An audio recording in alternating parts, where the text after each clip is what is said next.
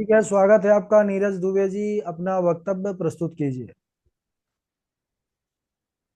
अस्मद्गुरुभ्यो नमः। अस्मद् परम गुरुभ्यो नमः। अस्मद् सर्वगुरुभ्यो नमः। श्री राधा कृष्णाभ्यां नमः।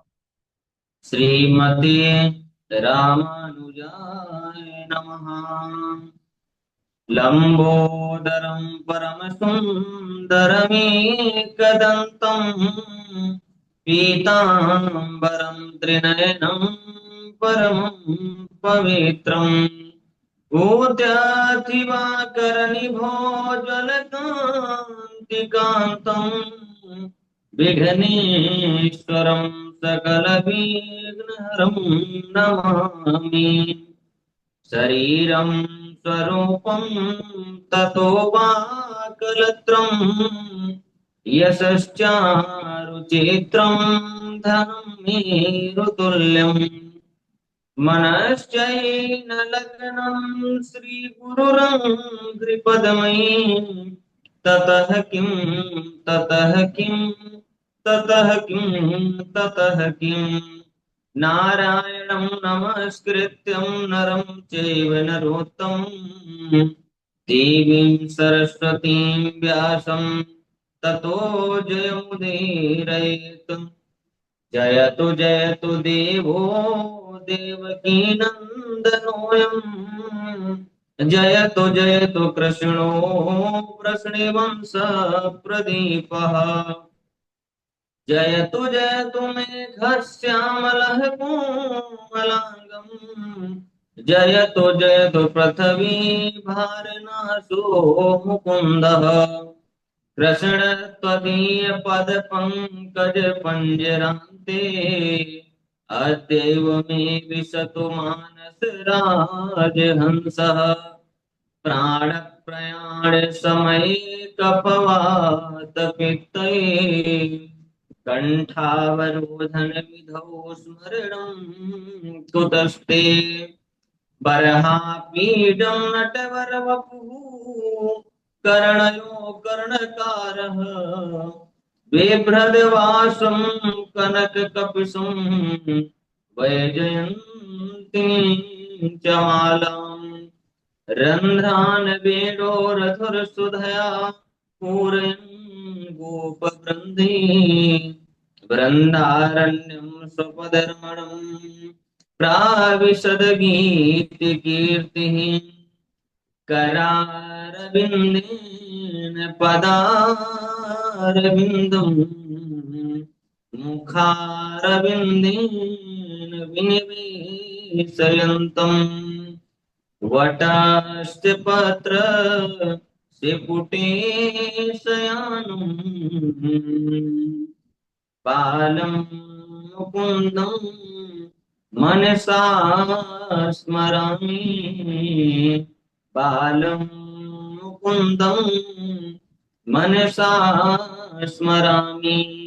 रामाय रामभद्राय रामचन्द्राय वेधसे हे रघुनाथाय नाथाय सीताय पतये नमः। मूकं करोति वाचालिं पङ्गुं लङ्घयते गिरिं यत्कृपातमहं वन्दे परमानन्दमाधवम्। भक्त भक्ति भगवन्त गुरु चतुरनाम वपुएक। इनके पद वंदन के नासत विघ्न अनेक। अनंत कोटि ब्रह्मांड नायक अचिंत कल्याण गुणगण निधान सर्वेश्वर सर्वाधिपति अकारण करुणा वरुणालय अकारण करुणा कारक सकल जन कल्य सापहारक परात्पर परब्रह्म अनंत कोटि कंदर्प दर्प दलन पटियान निर्गुण निराकार सगुण साकार जगदैक बंधु करुण एक सिंधु सच्चिदानंद घन परमात्मा श्री कृष्ण एवं श्री राधा रानी जी के युगल चरण अरविंदों में दास का बारंबार प्रणाम। समुपस्थित भगवत भक्त भागवत कथानुरागी सज्जनों, भक्तिमयी मात्र शक्ति भगिनी बांधो, सिया राम में सब जग जानी, करहूं प्रणाम जोर जुग पानी। भगवतः इदम स्वरूपम भागवतम, जो भगवान का स्वरूप है उसे भागवत कहते हैं। तेन तेन वाङ्मयी मूर्ति प्रत्यक्ष कृष्ण एव ही। यह श्रीमद् भागवत भगवान श्री कृष्ण की प्रत्यक्ष शब्दमयी मूर्ति है। भगवतः प्रोक्तम भागवतम, भगवान ने जिसका उपदेश किया है उसे भागवत कहते हैं। भागवत चरितम यस्मिन् तद भागवतम, जिसमें भगवान के परम पवित्र चरित्र का वर्णन किया है उसे भागवत कहते हैं। भगवत्याः श्री राधाया गुप्त चरितम यस्मिन् तद भागवतम, जिसमें श्री राधा रानी के गुप्त चरित्र का वर्णन किया गया है उसे भागवत कहते हैं। भगवतो श्री राधा कृष्णयो इदं स्वरूपम भागवतम, जिसमें श्री राधा रानी के पवन चरित्र का वर्णन किया गया है, जो राधा कृष्ण के युगल स्वरूप हैं उसे भागवत कहते हैं। भक्ति ज्ञान विरागाणाम नैवं भक्ति ज्ञान विरागाणाम तत्त्वं यस्मिन् तद्भागवतम, जिसमें भक्ति ज्ञान वैराग्य और त्याग का वर्णन किया गया है उसे भागवत कहते हैं। भागवत में चार अक्षर होते हैं, भा, ग, व और ता। भाष्यते सर्ववेदेषु गीयते नारदादिभिः, भाष्यते सर्ववेदेषु गीयते नारदादिभिः, वदन्ति त्रिश्लोकेषु तरन्ती भवसागरः, जिसमें समस्त देवता प्रकाशित होते हैं, जिसका मान नारद आदि ऋषि तीनों लोकों में करते हैं, और जो भव सागर से तारने वाली है उसे भागवत कहते हैं। भा कीर्तिवाचिको शब्द ककार ज्ञानवाचक वकार वैराग्यश्चैव तकार संसृते तारकः। भागवत में जो भा अक्षर है वह कीर्ति प्रदान करने वाला है, गा अक्षर ज्ञान देने वाला है, और वा अक्षर वैराग्य देने वाला है, और ता अक्षर संसार सागर से तारने वाला है। सर्गश्च प्रतिसर्गश्च वंशो मन्वन्तराणि च वंशानुचरितं चैव पुराणं पंचलक्षणम। यहाँ सूक्ष्म षष्ठी स्थूल षष्ठी सूर्य चंद्र आदि के वंश का वर्णन, मनवंतर में होने वाले राजा तथा भगवान के भक्तों की वंश का वर्णन किया गया है। ऐसे पांच लक्षणों से युक्त ग्रंथ को पुराण कहते हैं। परंतु इस श्रीमद् भागवत में 10 लक्षण हैं, इसलिए इसे महापुराण कहा जाता है। महात्म्यम ज्ञान पूर्वकम श्रद्धा भवति, महिमा के ज्ञान के पश्चात ही श्रद्धा उत्पन्न होती है। परम पूज्य गोस्वामी तुलसीदास जी लिखते हैं, जानी बिनु ना होत परतीति, बिनु परितीति होते नहीं प्रीति।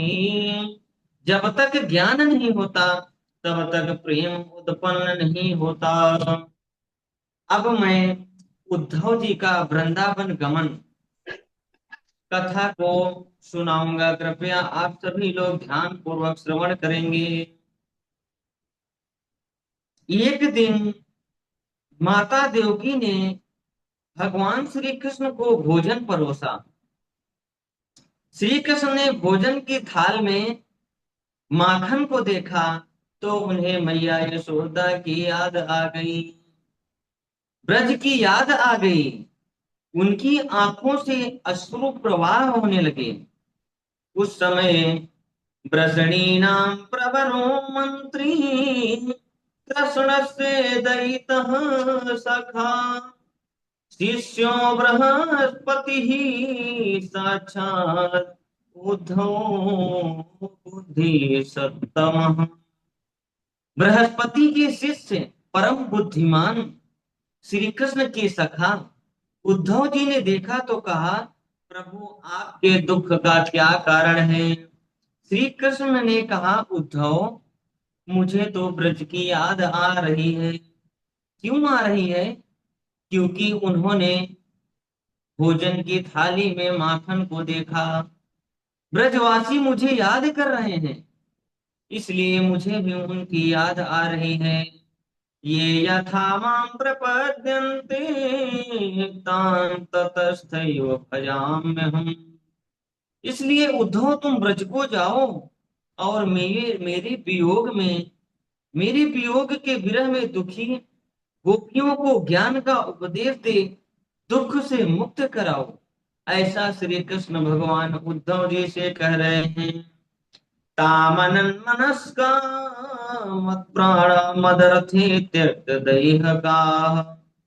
उन गोपियों का मन मुझ में ही लगा रहता है। उन्होंने मेरे लिए अपने सगे संबंधियों का भी त्याग कर दिया है। मैं आऊंगा इस संदेश के कारण उन्होंने जिस किसी भी प्रकार अपने प्राणों को धारण कर रखा है। श्री कृष्ण ने उद्धव जी से जब इस प्रकार कहा, उद्धव जी ने वृंदावन की यात्रा की। चले मथुरा से जब कुछ दूर वृंदावन निकट आया, वहीं से प्रेम ने अपना अनोखा रंग दिखलाया। उलझ कर वस्त्र में जब कांटे लगे, उद्धव को समझ आने तुम्हारा ज्ञान पर्दा फाड़ देंगे वह प्रेम दीवाने। क्योंकि प्रेम है जगत में सार और कोई सार नहीं। उद्धव जी जब वृंदावन पहुंचे, ग्वाल बालों से पूछा, नंद बाबा का घर कौन सा है। ग्वाल बालों ने कहा, श्री कृष्ण के विरह में दुखी गोपियां की आंखों से प्रवाहित होने वाले अश्रु की धारा जिस द्वार पर रुक जाए समझ जाना वही नंद बाबा का घर है। कितना अच्छा प्रसंग है। उद्धव जी नंद बाबा के द्वार में पहुंचे। नंद बाबा ने जब उद्धव जी को देखा, वासुदेव धियार्चयत। श्री कृष्ण समझ कर उन्हें गले से लगा लिया, उनका स्वागत सत्कार किया और उत्तम से उत्तम पकवान और भोजन कराया। जब उनकी थकान दूर हो गई, वह सुख पूर्वक बैठ गए। तब नंद बाबा ने पूछा, उद्धव हमारे मित्र वसुदेव आदि सब कुशल पूर्वक तो है ना। तो उद्धव जी ने कहा, आप स्मरति न कृष्णो मातरम सुहृदः सखी गोपान व्रजम चात्मनाथम गाओ वृंदावनम गिरिम। क्या श्री कृष्ण कभी मैया यशोदा ग्वाल बालों गोपी वृंदावन गाय और गिरिराज को याद करते हैं? क्या कभी वृंदावन आने की लालसा होती है तो उनका सांवरा सलोना मुखमंडल हम देख लेंगे। उद्धव जी ने कहा, बाबा घर में ही तो पड़े रहते हो, कभी बाहर भी घूम आया करो। नंद बाबा ने कहा, उद्धव जी क्या करें, जब गिरिराज को देखता हूं तो गिरधारी की याद आ जा रही है। यमुना को देखते ही कालिया मर्दन याद आ जाता है, और इस वृंदावन को देखते हैं तो वनचारी की याद आ जाती है। अब हम क्या, कहाँ जाएं, क्या करें, किसे देखें। जिन नयनन नंद लाल लखे, उन नयनन से अब देखिए काबू। बैरिन मोतियां जल जाईं, जो सांवरों छोड़ निहारत गोरो। ऐसा कहते कहते नंद बाबा का गला भर आया और वे शांत हो गए।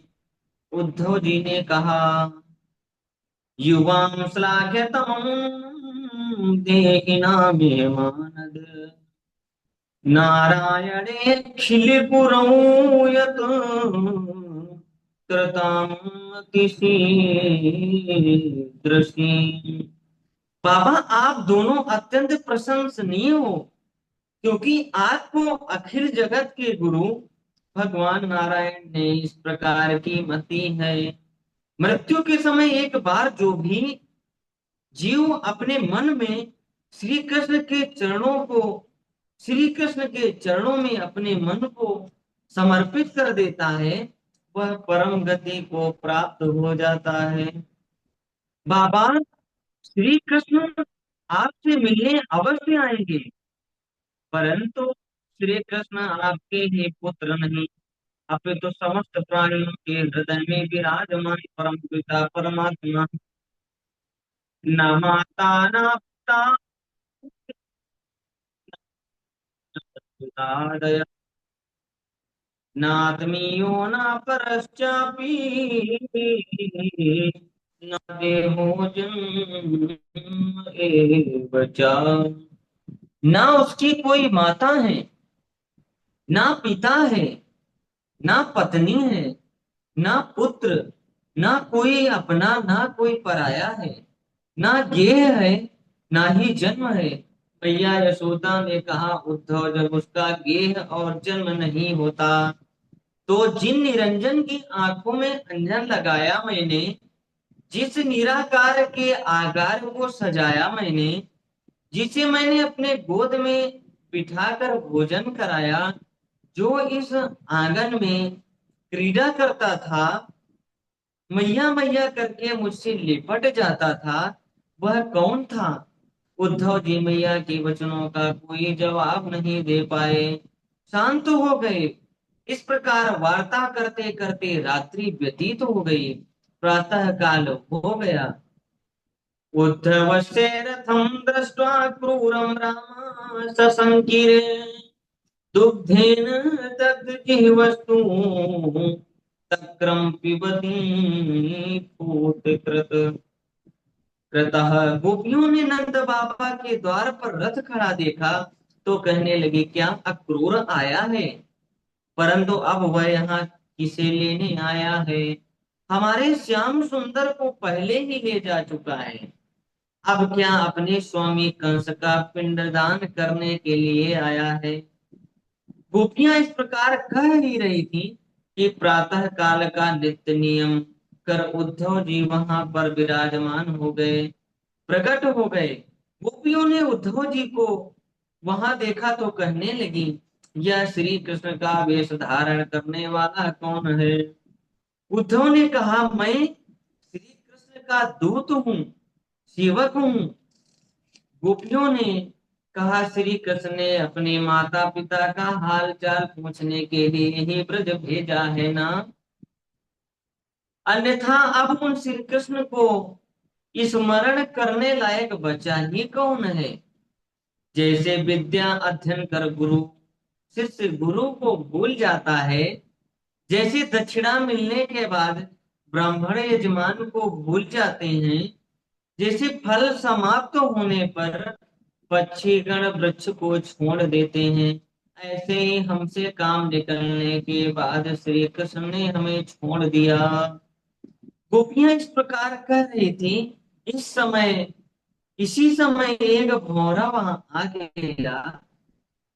किशोरी जी ने उस भ्रमर को देखा तो श्री कृष्ण का समुद्र लगी, मधुप की तव बंधु प्रसारी सपत्न्या, कुछ विलोलित माला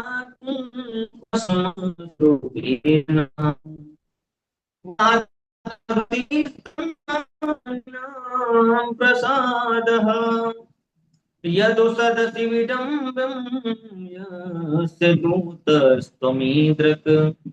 हे मधुप, तू कपटी का सखा है, जैसा तेरा स्वामी वैसे तू भी कपटी है। ऐसे ब्रज की सखियां उद्धव जी से कह रही हैं, इसलिए मेरे पैरों को मत छू, क्योंकि तेरी मूछों में मथुरा के मननी स्त्रियों के वक्षस्थल का केसर लगा है। जैसे तेरे स्वामी का मन एक जगह नहीं रहता, उसी प्रकार तू भी एक फूल से दूसरे फूल में मंडराता रहता है।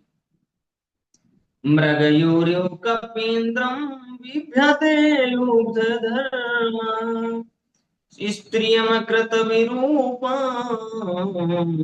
स्त्रीजितः काम्यानम्, बलिमपि बलिमत्वावेश यदध्वांसवद् इस्तदलमसित सख्यैदुस्त्यजत कथार्थ। जब तेरे स्वामी राम वन गए थे, जब उन्होंने निरपराध बाली को व्याघ्र के समान छिपकर बड़े निर्दयता से मारा था, बेचारी शूर्पणखा उनके पास काम बस आई थी, परंतु उन्होंने उसके भी नाक कान काट उसके उसे भी कुरूप बना दिया। राजा बलि उनसे तो अपना सर्वस्व दान कर दिया भगवान को, परंतु उसे भी वरुण पास में बांध पाताल में डाल दिया। इसलिए तुम अपने स्वामी की बड़ाई मत कर। जिसने भी उनकी कथा का श्रवण किया, वह बिच्छू के समान दर दर भटकता रहता है। किशोरी जी इस प्रकार कह ही रही थी कि भ्रमर उड़कर कहीं चला गया। इस किशोरी जी ने जब उसे नहीं देखा तो पछताने लगी, मैंने क्या भला बुरा कह दिया, मुझे ऐसा नहीं कहना चाहिए था। यदि अब की बार भ्रमर आ जाए तो मैं उसका सम्मान करूंगी। इसी समय वह भ्रमर घूमता हुआ पुनः वहीं पर आ गया। किशोरी जी ने उसे देखा तो कहने लगी, भ्रमर तुम बड़े सम्माननीय हो, तुम्हारी जो इच्छा हो वह मांग लो। अच्छा ये बताओ, तुम्हारे स्वामी श्री कृष्ण मथुरा में कभी हम दासियों का स्मरण करते हैं? सुना जब प्रेम का अद्वैत, तो उद्धव की खुली आंखें, पड़ी थी ज्ञान मद की धूल जिनमें वह धुली आंखें, हुआ रोमांच तन में बिंदु आंखों से निकल आया, गिरे श्री राधिका पग पर, कहाँ गुरु मंत्र यह पाया, कहाँ गुरु मंत्र यह पाया। है प्रेम जगत में सार, और कोई सार नहीं। उद्धव जी ने गोपियों के वृत्ति को देखा तो कहने लगे, अहो यूयं स्म पूर्णार्था भवत्यो लोक पूजिता, वासुदेवे भगवती या सामितिर्पितम मनः। राधे राधे। बोलिए वृंदावन बिहारी लाल की जय। अब मैं कथा को यहीं पर समाप्त करता हूँ। इसके आगे की कथा अगले वक्तव्य में पुनः प्रस्तुत करूंगा। गुरु जी प्रणाम। राधे राधे। बहुत सुंदर नीरज दुबे जी, बहुत सुंदर कथा आपकी हुई। इसी प्रकार लगे रहिए और राधा माधव की कृपा आप पर बनी रहेगी और सुंदर से सुंदर कथा होती जाएगी। जय श्री राधे, जय श्री राधे।